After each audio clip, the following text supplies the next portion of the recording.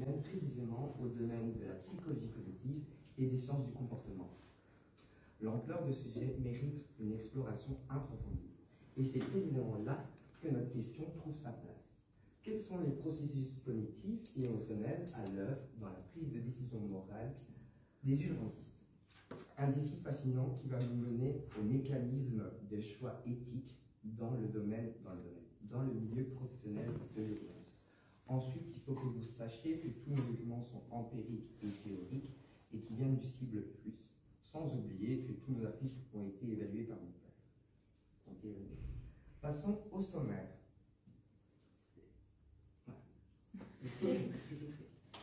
Avant d'approfondir notre question de recherche et de clarifier quelques termes, je vais vous mettre le contexte de notre observation naïve.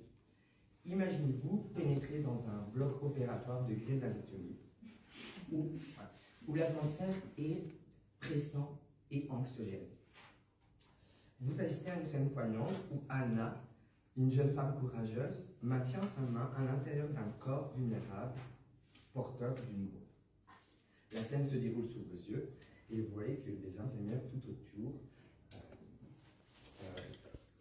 luttent avec responsabilité pour que Anna garde sa main à l'intérieur du corps. Cependant, Anna est la seule qui est confrontée dans cette détresse.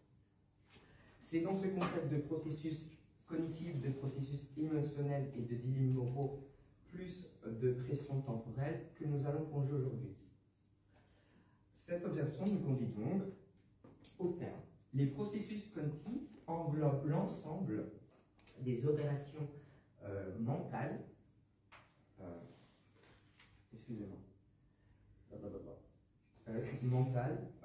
impliquées dans l'acquisition, le traitement de l'information et l'utilisation de l'information. Tandis que les processus émotionnels concernent les mécanismes psychologiques, les mécanismes physiologiques qui sont liés avec la jeunesse et les expressions émotionnelles.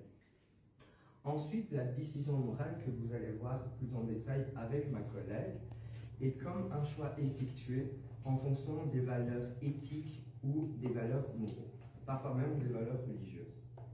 Enfin, nous examinerons ce contexte avec les urgentistes qui sont les professionnels de la santé. Et j'avais noté que